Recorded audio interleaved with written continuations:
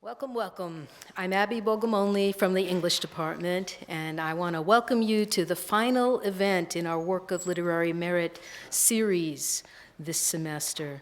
I want to thank everyone across the campus and beyond who helped us to put this series on James Baldwin together.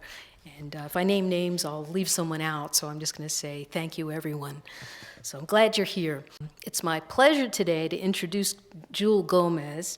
She is a lesbian feminist cultural worker and author of 7 books, including the Double Lambda Literary Award-winning vampire novel, The Gilda Stories, which will soon appear in a special 25th anniversary edition. Her play, based on the novel Bones and Ash, toured 13 cities in the U.S. Her fiction and essays have been anthologized in numerous publications, including the first radical Black feminist anthology, Homegirls, I remember that, and the first collection of Black speculative fiction, Dark Matter, and the more recent Norton anthology of contemporary African American poetry, Angles of Ascent. She's the former director of the Poetry Center and American Poetry Archives at San Francisco State University. She's taught creative writing, popular culture, women's literature, and playwriting on campuses around the country.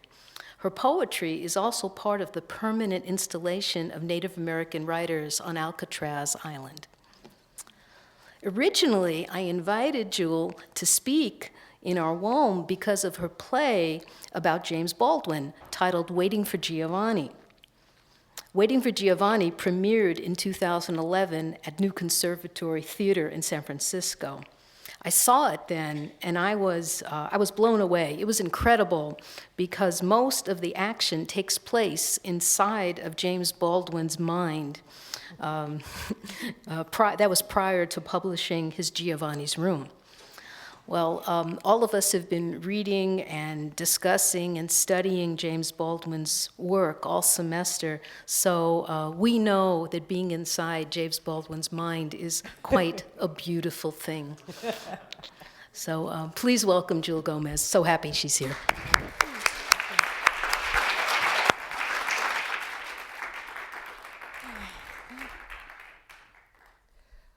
Thank you.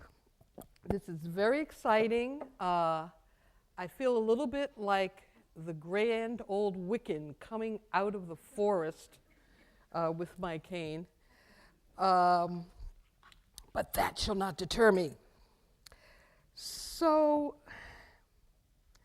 I want to share some of what it meant to me to write my play, Waiting for Giovanni, and which this is a set piece from.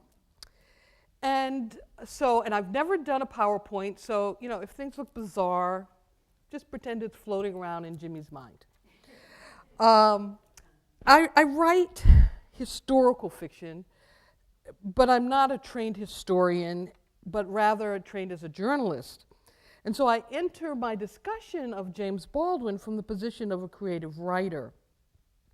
And in 1956, when Baldwin published Giovanni's Room, the story was a bit shocking to the general public.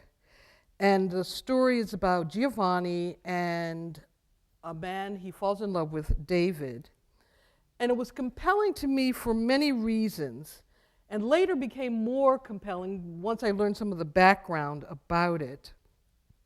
But one of the important things for me was the opposition he faced when he decided to tell this story, because it was an opposition very familiar to me when I started to publish my novel, which is a Black lesbian vampire novel. If you can imagine the people who told me, why do you want to do that? Why do you want to connect something as negative as vampires to Black people or to lesbians? Well, of course, this was way before Twilight and Buffy, so people were not really ready for vampires in their living room. But I really related to that kind of sense of disapproval of something you want to do. So when I was a youngster, I used to visit my father. That's my father, Duke. He lived in my neighborhood. He was really a charming guy, and always a surprise to those around him. And it was a great adventure for me to visit him because I lived with my great-grandmother, who was Native American, and my father, who was Cape Verdean, was a bartender. So you can imagine visiting him on the weekends was really different from living with his great-grandmother. And one of my great joys of going to his flat, and this is in Boston, I grew up in Boston, was to see his new records. He had a lot of records all of the time, and he always had magazines and paperback books. In fact, the first time I ever saw Playboy, I saw it in his flat, which he kept prominently displayed, not hidden, on a table with the black magazines Ebony and Jet. So and Yachting magazine. He always had a subscription to Yachting, though I don't believe he was ever on a boat in his life, but it must have been a secret desire. And he had always had a great collection of paperback books. This was the first one that I saw, Another Country, which was actually Baldwin's third book, and then Giovanni's Room, which I read when I was about 14, and this is the British edition of it. Has anyone read Giovanni's Room here? Okay. Okay. Even for me, I thought it was a little racy at the time. But fortunately, my father was never one for hiding things. And I think he just liked to collect books by African American writers. Giovanni's Room, for those who haven't read it, is a tragic story. It takes place in Paris, and it's about a poor young Italian bartender / hustler who falls in love with a white American tourist. And Giovanni is the hustler, and David is the tourist, and David's just become engaged to his girlfriend. And after they become engaged, she goes off on a little side trip in Europe, and David starts a very emotional, very sexual affair with Giovanni, who he meets in a bar. Unfortunately for Giovanni, David is really not able to accept his own desire, and he abandons Giovanni, who suffers a very sad fate. So when I first read this book at 14, of course, I didn't know any of the backstory that surrounded the publication. The fact that people, both other writers and his readers, were not happy with it because it wasn't black, in the sense of it took place in Paris and its two main characters are white. His first book, of course, was a very popular book that took place in Harlem. He was told he was abandoning the movement, that is the civil rights movement, and even scarier, the fact that gayness was at the center of the story really, really flipped people out. But the exquisite language mesmerized me for years, as did the themes that I find in this book, which are class conflict, American colonialism, immigration, and xenophobia. But the novel was so sad, so tragic, I didn't reread it for years. I could not handle it. It was so sad. And then a couple of years ago, a friend asked me if I would write something for him about Baldwin. I thought he meant a monologue. So I wrote a monologue. He said, no, where's the rest of it? So then that was how I started to write Waiting for Giovanni. I immediately thought of the novel Giovanni's Room as soon as we started talking about a play about Baldwin. And I went back and reread Giovanni's Room probably for the first time in 25 years or longer. And doing research, learned about how he was warned not to do it. Baldwin was out as a gay man, but his homosexuality, and I'm using that term because that's the one that was used at that time, his homosexuality was kind of in the background. He was the go-to guy if you wanted to know about what was happening in the black community.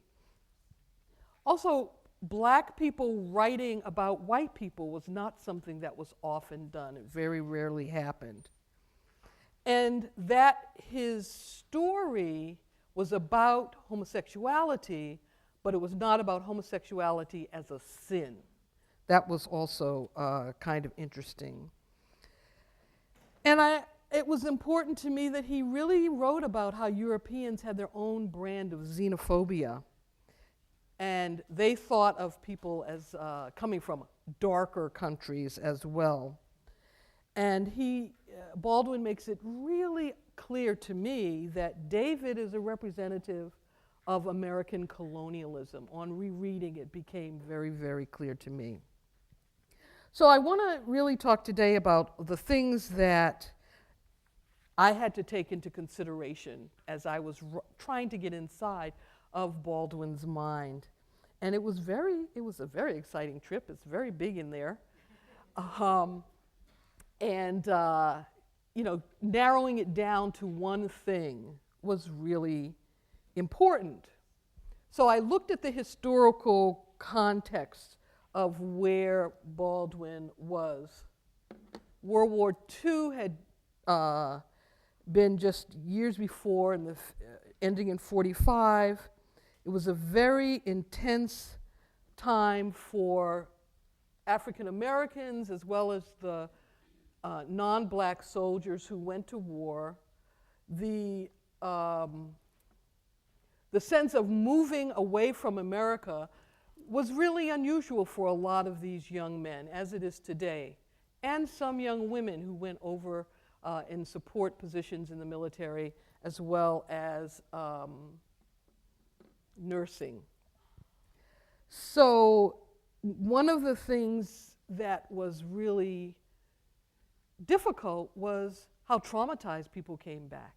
After seeing bloody deaths of their friends, after participating in the liberation from the death camps of Jews and others who had been targeted for murder by the Nazis, black, brown, and white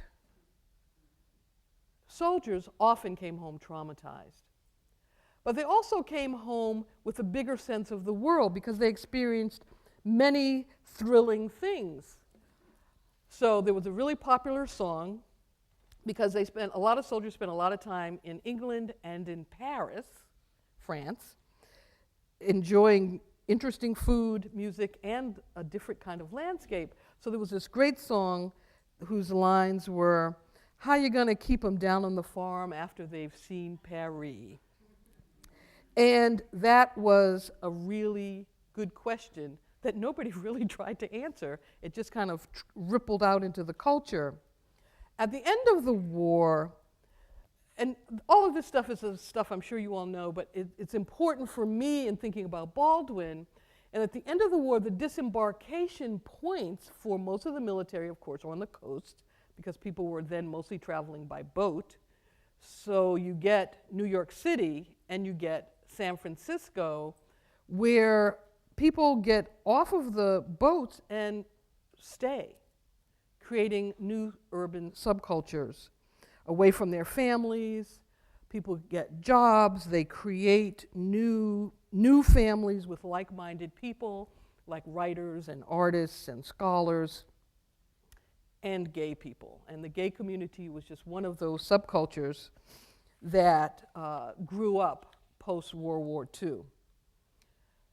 Now, when people think about the 50s, because the novel Giovanni's Room takes place in the 50s, just shout out some of the things that you think about when you think about the 1950s. I mean, I can probably shout out a lot of them since I lived through it. That's my favorite, yes. Holidays. Mm-hmm, yes. Communism. Say that again? Communism. Communism, not enough of it, yes. What? McCarthy. Joe McCarthy, yes. Happy Days. Chevys, right? Fins. Fins. yeah. These are all real identifiers of a period. Segregation. Eisenhower, okay. Doo-wop. I'm going to talk about that too. One of the things, the problems with popular culture's rendering of the 50s today is often that it's boring because of Eisenhower, or that it was kind of, on the surface. And I think you can't really, the kiss in Times Square at the end of the war, interesting story. She was really pissed that he did that because she had no idea who this guy was. So people were experiencing the world in a different way when they returned home, except for in this way, which was still the same. African Americans wanted institutions that reflected them, like banks, black colleges. Soldiers wanted the freedom they'd been fighting for. And people started taking advantage of the idea of buying on time. That is, before credit cards, you could start to put things on layaway and pay, $1 down, $1 a week. You could do that with cars also, so travel became a huge thing in American social life that wasn't that as big before. Migration was also a very big deal in America, because during the war, people moved to where the work was, the factories that provided the ammunition and the munitions. Women moved to places where they could do that work. African Americans moved to places where they could do that work. Women began to break the bonds from their family. They had money of their own for the first time. They were independent. Different people made different kinds of friends, not just the people on their block. So it really changed the social fabric of the country in many ways. But of course, after the war, husbands, this is clearly a group of people having fun. It just so happens, after the war, the one in the middle is my great-grandmother who raised me, and the one to my right is my grandmother, her daughter. I don't know why she and her best friend were dressed up like guys, but it was post-war, you could do whatever you wanted. People found themselves feeling free to do a lot of the things that they hadn't done before. They also found themselves in love with movie stars. A lot of stars had gone over to entertain the soldiers, and when they came back, everyone wanted to know what they were doing. What was Marilyn Monroe wearing? How big was Cary Grant's swimming pool? Magazines grew up that told you all about the lives of these stars, which before was really more of a closed conversation. There would be gossip, but there wasn't a lot of talk nationally. Marilyn Monroe, of course, was one of my favorites, one of everybody's favorites. But one of the reasons she's one of my favorites is because she's a perfect symbol of the 1950s, someone who people assumed was frothy and empty-headed. But if you read any of her quotes, she was not. Music started to change also with emphasis on jazz, which became popular. Billie Holiday, someone already mentioned. Music started to move in the direction of the youth culture. We went from Frank Sinatra to doo-wop and to the sexually ambiguous Little Richard. This is Little Anthony Imperials, one of my favorite doo-wop groups. Little Richard in his understated makeup, to Elvis Presley, whose sensuality was so markedly obvious on television, they didn't want to show his hips while he played the guitar. But ironically, as the sort of black cultural modes moved into the larger mainstream, a lot of the things that were important for African Americans kind of got left behind. One of my favorites was Ma Rainey, who was a blues singer in the 20s, 30s. She had a great song called The Prove It On Me Blues in 1928. And it says, the lyrics are, "Went out last night with a crowd of my friends.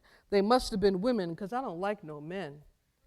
What I do, they have to prove it on me." And another loss was a lot of the black film productions. In the 20s and 30s, a lot of independent companies produced films that were all black.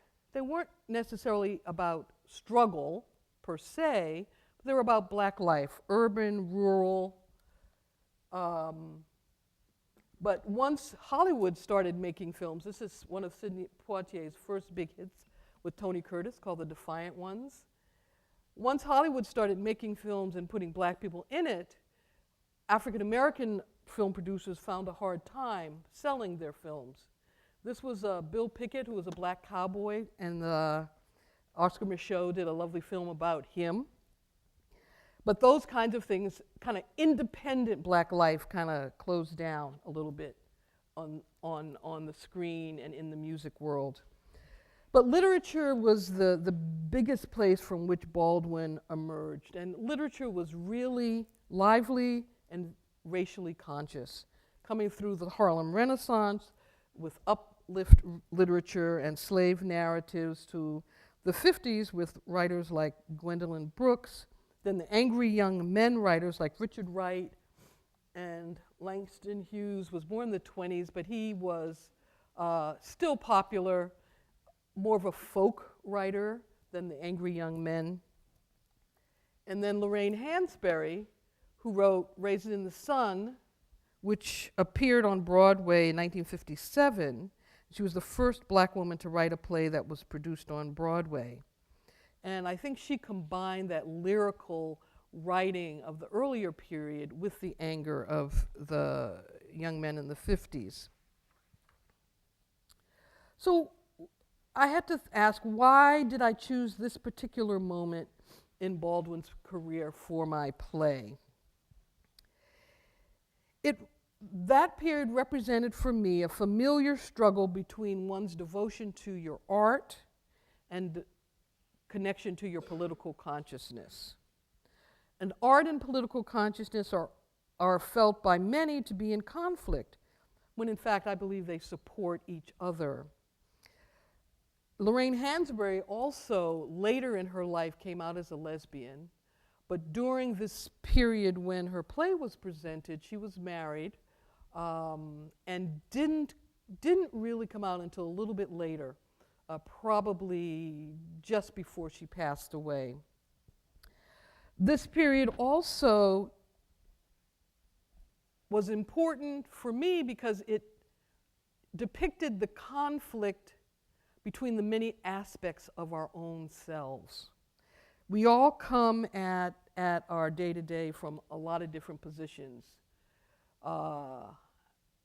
African American, Cape Verdean, Wampanoag, Iowa, or Irish Catholic, or working class, or Italian American, or any of the combinations of things that you can be.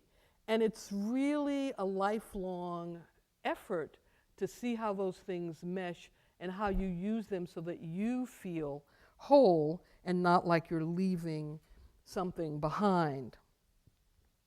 In an interview, Baldwin said once, "Homosexual, bisexual, heterosexual are 20th century terms which for me have very little meaning.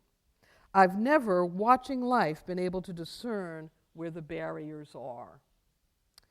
And while Baldwin may not have held much credence for those categories, he was acutely aware that the rest of the world did. He knew of the whispers in the smear campaign against Bayard Rustin, who was Martin Luther King's right hand, who helped shape the March on Washington. Bayard Rustin was gay and fairly open about it, so he was a target, often a target. In fact, one of our African American senators from New York, or House of Representatives, I guess, when he felt that King was getting too powerful and perhaps threatening his power, he threatened to start a rumor that King and Bayard Rustin were lovers so he could shut him up. Didn't work. And Baldwin himself was a target later in the 60s of black nationalists who spoke against him, like Amiri Baraka, Eldridge Cleaver, who was himself an avowed rapist, but a very popular black nationalist, called Baldwin's gayness a racial death wish. But underlying the fear of all of that any open talk about homosexuality specifically, I think, is the heritage of sexual abuse that was used in slavery against black women and against black men, both for pleasure and for commerce. So it made sex shameful to talk about in post-slavery communities. And a prime indicator for me of the obsession that whites had with black sexuality are the lynching statistics. Between 1882 and 1968, and this is only reported statistics, 3,000, almost 3,500 black people were reported lynched. That does not include things like the death of Emmett Till. Emmett Till, 14 years old, his mother sent him from Chicago to Mississippi to visit his cousins, uncles, and he apparently said hello to a white woman in a store, and he was then beaten to death. A radiator was tied around his body with barbed wire, and he was thrown in the river because he supposedly spoke to a white woman in the store. One of the characters in my play, Waiting for Giovanni, reflects on this because this is happening around the same time that Baldwin is trying to write Giovanni's Room. The character says, "It's as if our dark skin is a symbol of rampaging desire, roaring in their ears. Whatever words Emmett Till may or may not have said to that white girl, that store clerk in Mississippi, are irrelevant. Emmett Till had no voice at all. His skin did all the talking." This is Emmett Till's mother collecting his body from the train station, and she had them open the box so everyone could see what her son looked like. At the same time, all these different things were going on. The Jewel Box Review was 25 men and one woman dressed as a man doing drag all around the country. People were sicking dogs on demonstrators. And James Baldwin was trying to reassess how religion had been used to keep African Americans quiet in slavery and what that meant for him as someone who had been raised in the church, someone who had been a childhood preacher. One of the really difficult things for Baldwin was growing up as a preacher, like his stepfather, and being called names. His stepfather was very bitter about him. He called him frog eyes. He told him he was too black. Any of the mean things that he could say, he would say to this particular son, as opposed to the other children that he had with Baldwin's mother. And Baldwin says, "I do not recall in all those years that one of his children was ever glad to see him come home." And his stepfather had what Baldwin called a rage in the blood that afflicts black people who feel trapped by racism. And Baldwin spent a lot of time trying to divest himself of that rage. Once he worked in New Jersey, and New Jersey at that time was quite segregated. They called it New Georgia. And he was refused service in several restaurants in a row. And in reflecting on it, he said, "I could not get over two facts. One was that I could have been murdered. The other was that I had been ready to commit murder." So he spent a lot of time trying to move away from that kind of anguish and anger. He had the good fortune of having some really excellent mentors. In the middle is Buford Delaney, who was a poet, a writer who lived in Harlem and in Paris, who also was gay. The guy on the far left is Lucien, who later became his lover. But it was Buford Delaney who taught him about art. Also, Bayard Rustin, who was a singer in addition to being a civil rights activist. And Nina Simone, who became a friend, who helped him begin to see what the world could look like, what the influence of art could mean in the world around him, and escape the oppression that he felt, not just from the world, but also from his father. This is Harry and Harriet Moore. 1951, they founded the first NAACP chapter in Florida.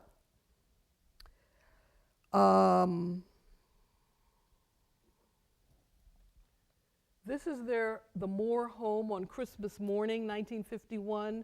Harry and Harriet went to bed Christmas Eve and did not wake up Christmas morning. They were both blown to smithereens by a KKK bomb in their home.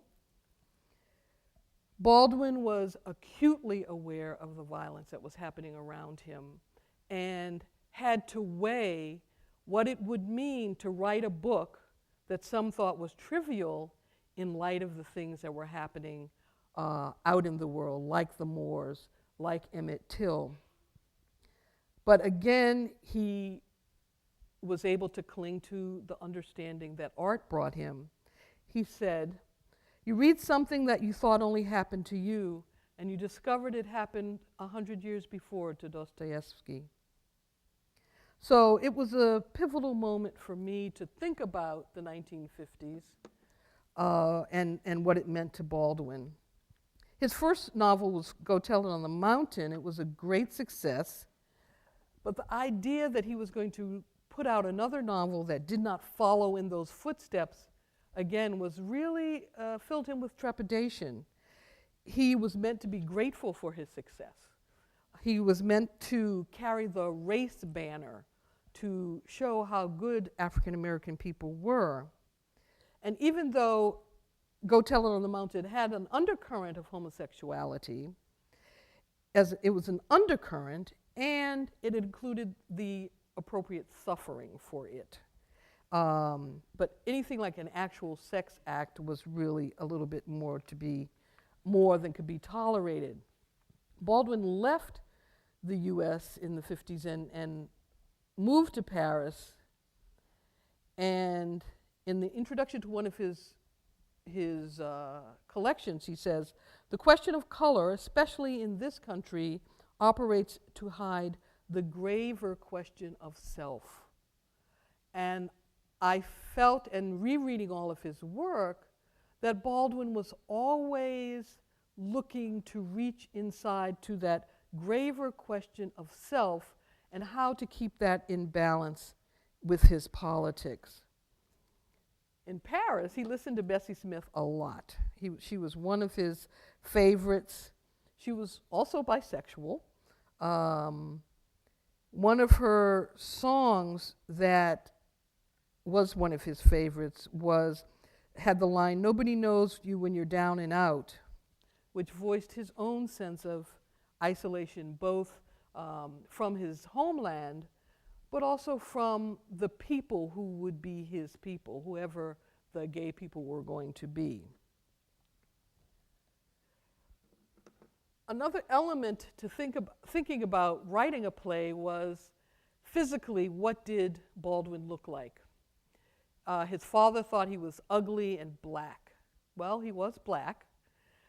He was lovely and black. He had more Africanesque or Nigerian features.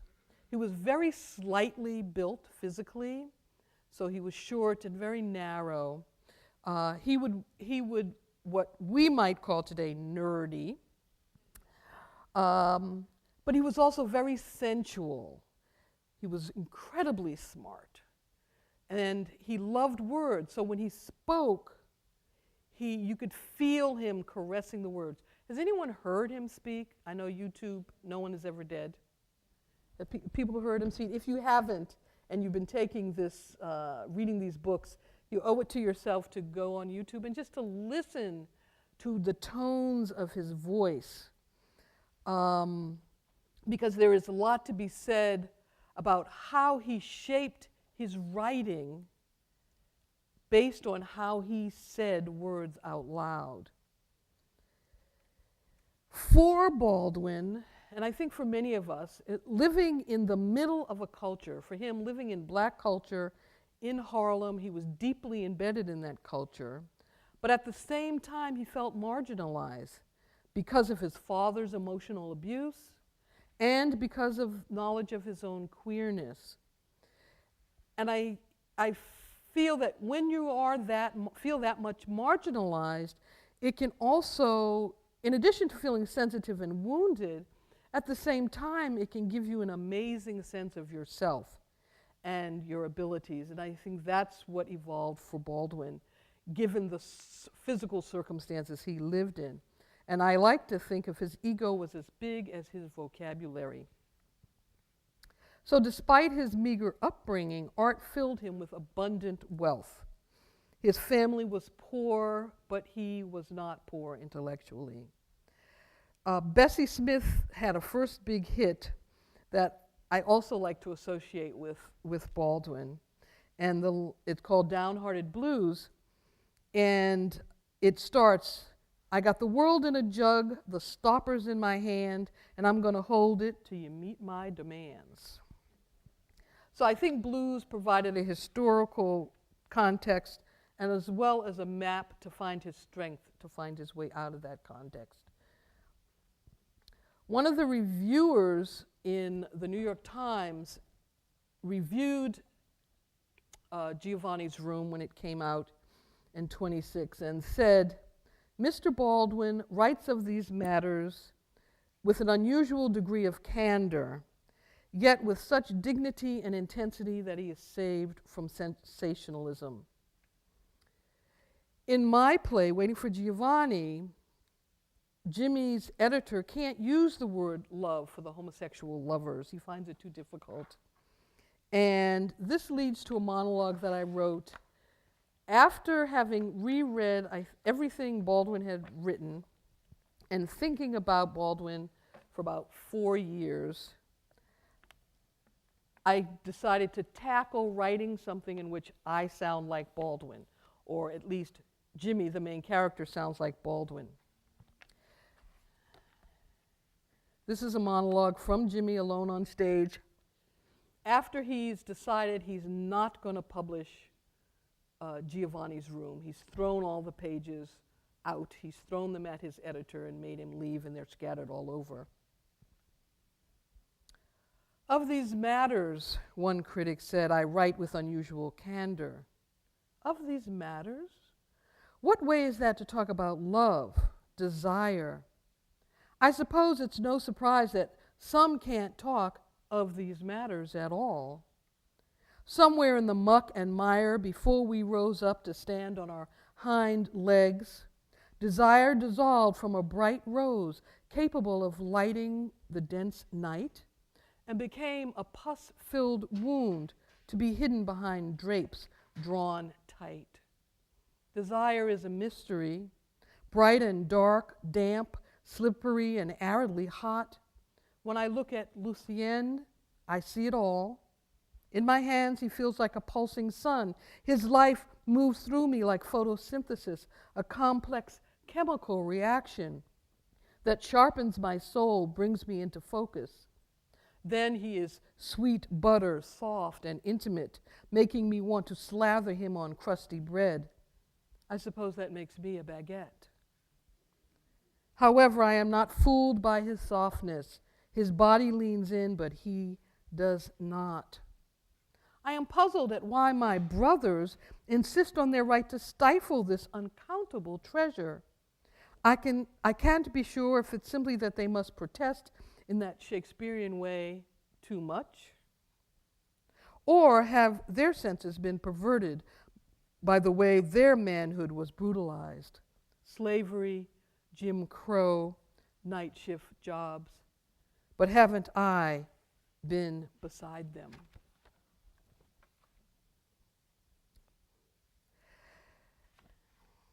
One of the reasons that I think that Baldwin placed Giovanni's room in Paris was because he did not want it to have the homosexuality and the blackness be conflated. He wanted it to be between a European and American, so he could think about colonialism in a physical sense, and he did not want to racialize the sexual relationship. I also think he placed it in Europe because he fell in love with Lucienne, who was Swiss and at that time in Paris. And Lucienne was his lifelong love, although Lucienne was not able to stay with him. He really was not that committed to Baldwin. They remained friends for the rest of their lives, but while Lucienne was Baldwin's great love, Lucien himself scampered away. Although he did name his first son after Jimmy. I don't know how his wife felt about that, but whatever. But that kind of inability to commit was one of the things that Baldwin wrote about, certainly in Another Country, his third novel, and in Waiting for Giovanni.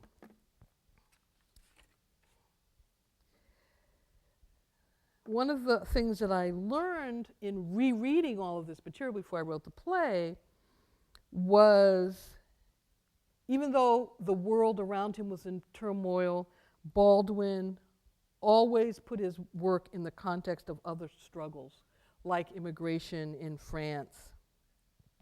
And that before this phrase was created and popularized, Baldwin was always writing books and essays that insisted that Black lives matter. 17 books and innumerable studies of him all come to the end of the understanding that for him, Black lives matter. A phrase that was created by 3 Black lesbians, by the way, who started that movement. In the play, I quote near the end from The Little Prince. I don't know if those of you have read, everybody's read The Little Prince.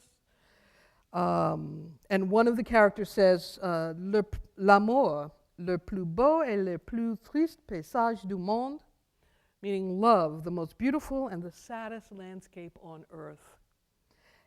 And one of the reasons I think Baldwin's work is so wonderful is his willingness to show you love both as the most beautiful and as the saddest landscapes. I think Baldwin was ahead of his time in many ways, but he was also a man of his time. His understanding of sexual politics was flawed.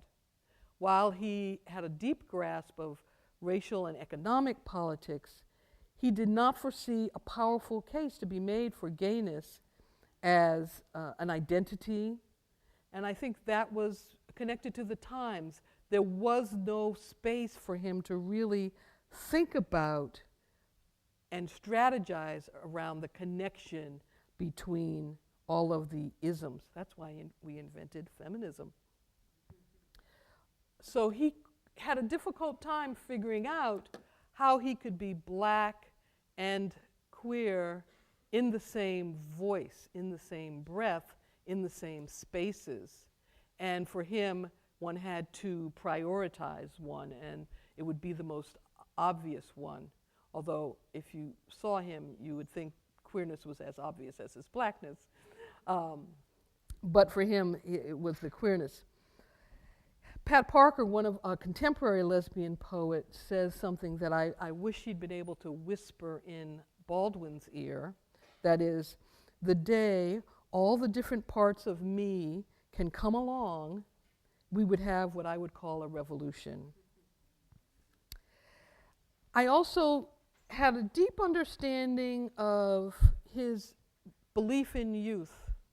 I was at a college campus at Harvard once, many, many years ago, and he spoke to the crowd. This is a book for young people he wrote called Little Man.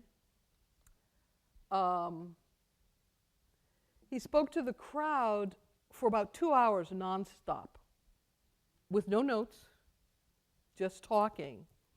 And he started the talk by saying talking to young people meant so much to him because it was the only way he could speak to the future.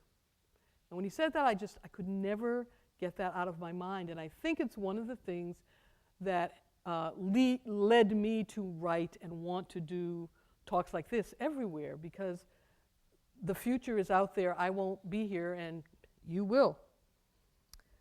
One of the last Bessie Smith songs that was really popular, Nina Simone also recorded it, I think was a really good indicator of who Baldwin was. It says, "Tired of being lonely, tired of being blue. I wish I had some good man to tell my troubles to. Seem like the whole world's wrong since my man's been gone. I need a little hot dog in my roll. I need a little sugar in my bowl."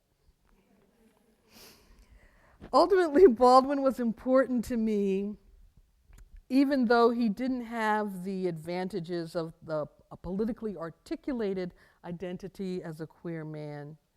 But he was important because he lived and loved openly as a sensual being and wrote his fiction and essays with the same urgent sensuality at a time when the culture around him begged him not to do that.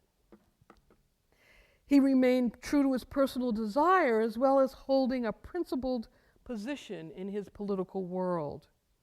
It's an internal struggle worth waging for all of us. The final quote from Baldwin here is, "Love takes off masks we fear we cannot live without, and know we cannot live within." Thank you.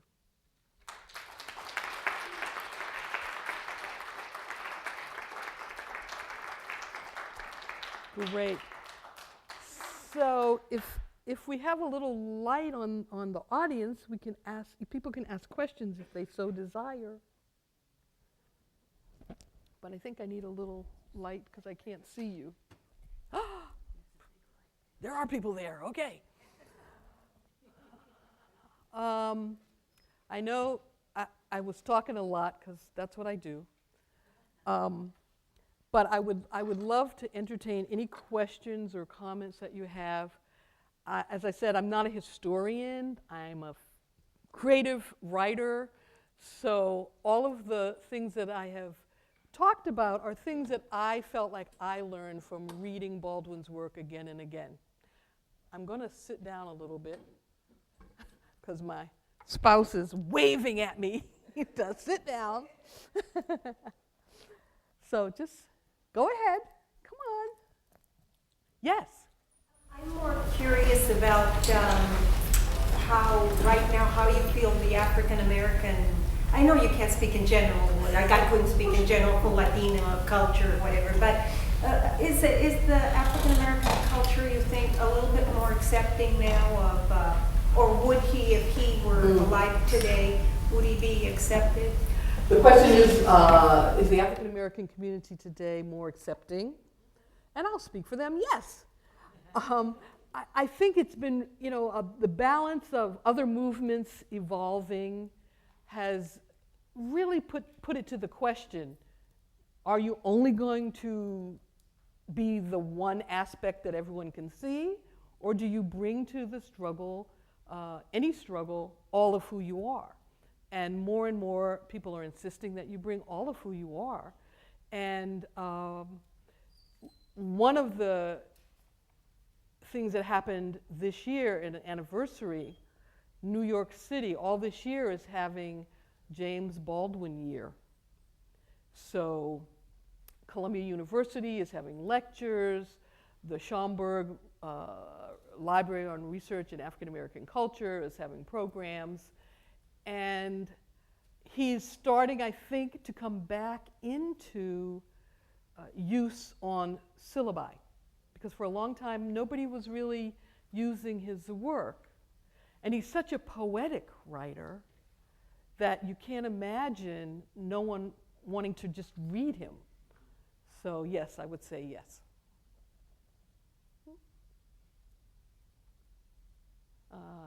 I've spoken too much. You're overwhelmed. I thought you said Yes. something about coming back from Ma Rainey. I could be wrong. I just, did I say that? I didn't mean to. I did not come back to Ma Rainey. I moved on to Bessie Smith. That's what it was. I was trying to think of who are the blues singers he listened to, and I know he's mentioned Ma Rainey and Bessie Smith specifically. And I'm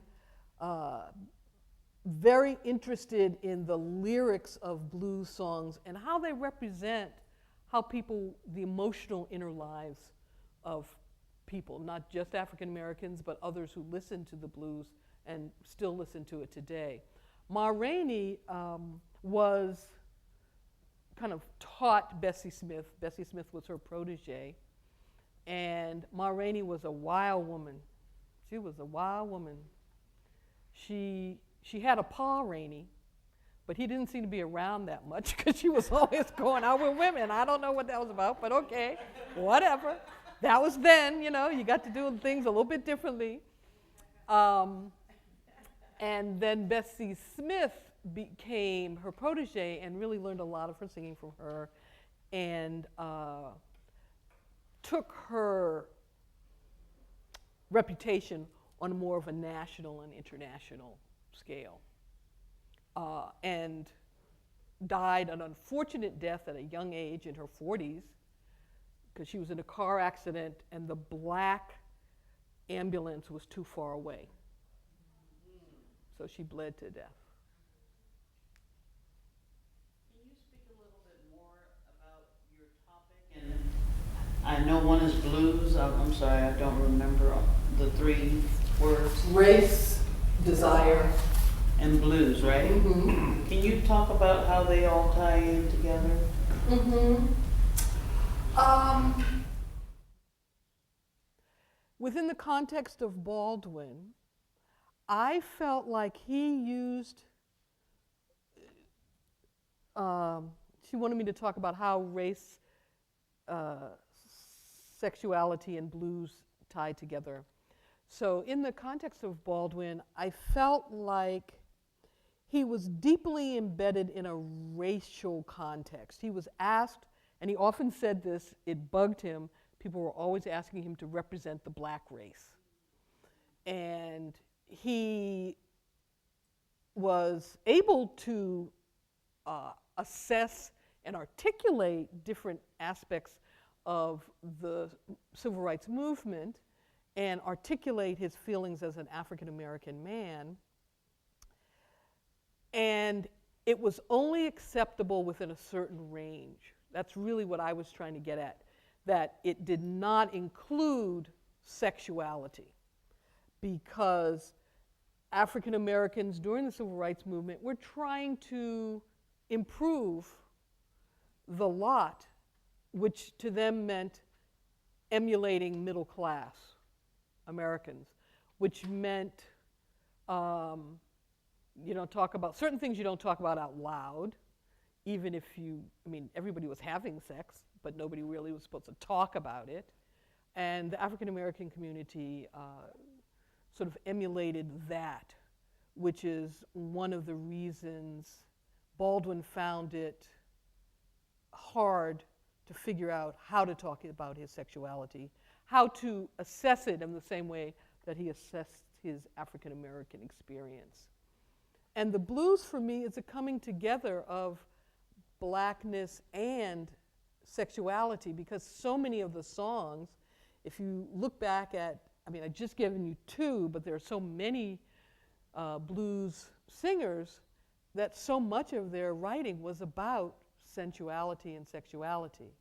How to get some if you don't have any, how to get rid of the one who gave it to you if you're sick of them, how to get rid of somebody who's not adequate. I mean, there's just all these aspects of sexuality that the blues was very frank about, in part because it was initially, sung amongst each other. It was not something people expected to go out on the radio initially. And even when people were making records of the blues, they were records that were passed around from household to household. You were not going to be hearing that on KFOG.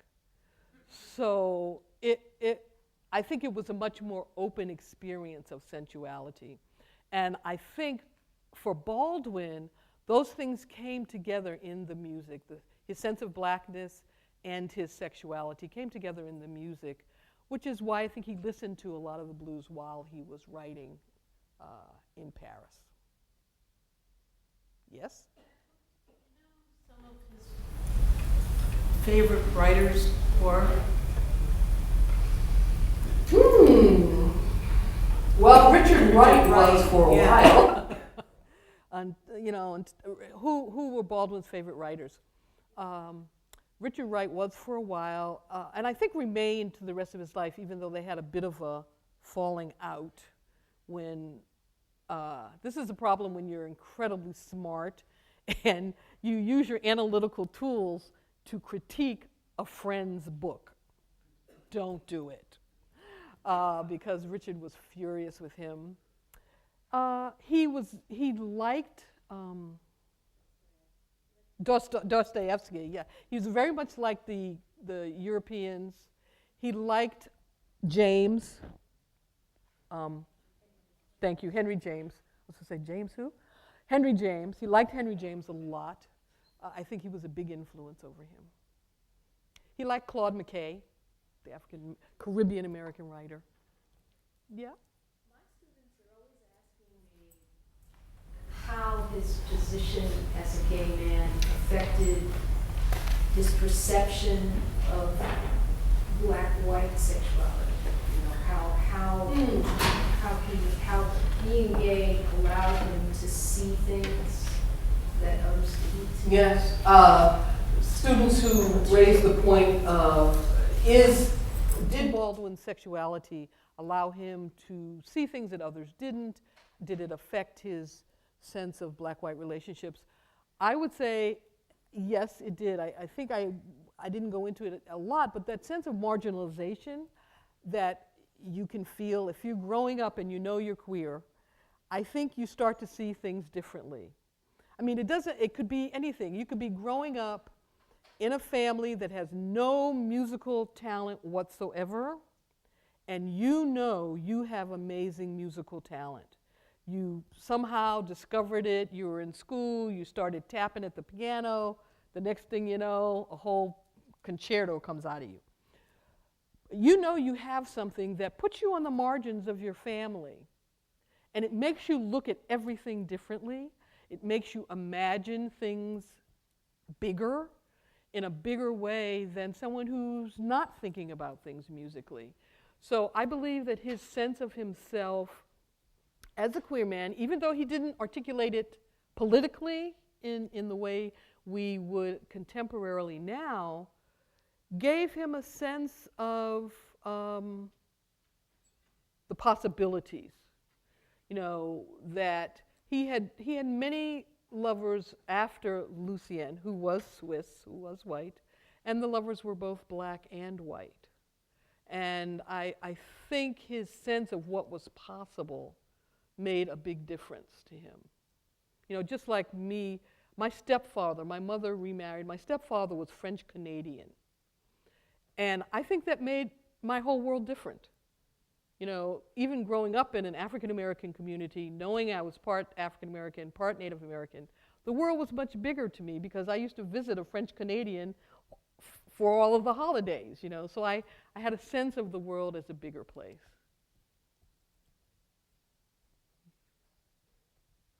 Yes?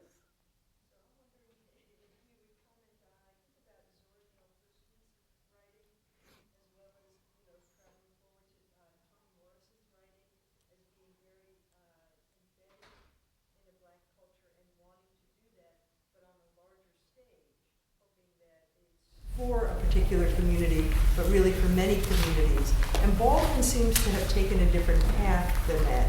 And I'm wondering if you have any thoughts about that in terms of him, not only as a person, but also in that way from a gendered perspective. The questions about people like Zora Neale Hurston and Toni Morrison and their writing and how it may have taken a different path from Baldwin's, going towards a larger stage than Baldwin's. And how does gender play a role in that? Well, that's complicated. Note to self, never let spouse come to your event. She asked the hard question. It's interesting because I think Baldwin was in that period, 50s, 60s, where the larger publishing world was taking notice of African American writers in a different way. You know, they come out of the Harlem Renaissance, but there were still specialties. Baldwin was particularly different because he wrote for a lot of mainstream magazines. He wrote essays, you know, for The Nation and The New Yorker and all these other big magazines that were disseminated around the country. So he was kind of accepted, and there's always a way that you can have, you know, one of you can be accepted, whoever that one is. But I don't think the publishing world was thinking, well, all of the people in America are really going to want to read James Baldwin in their classrooms. I don't think publishers were thinking that yet.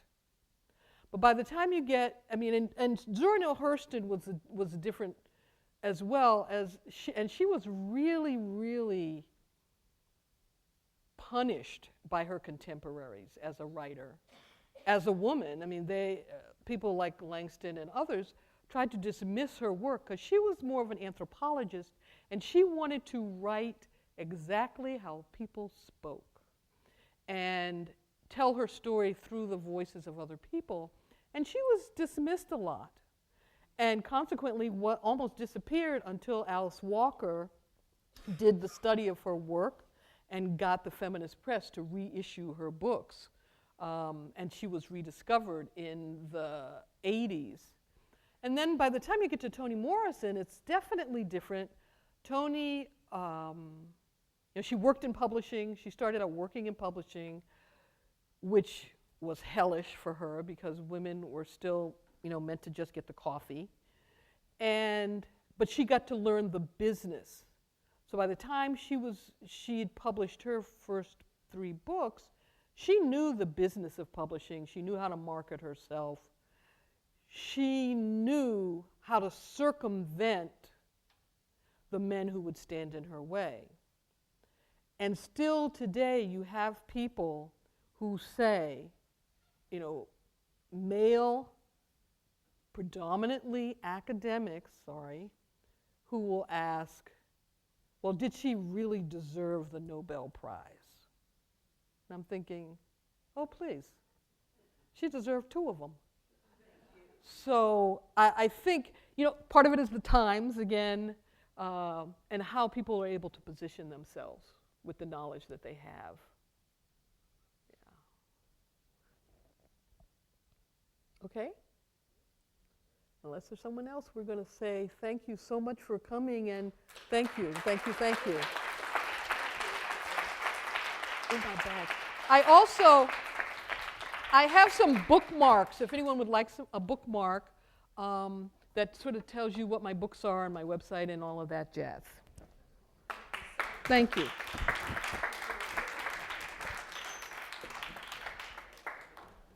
Thank you, my dear.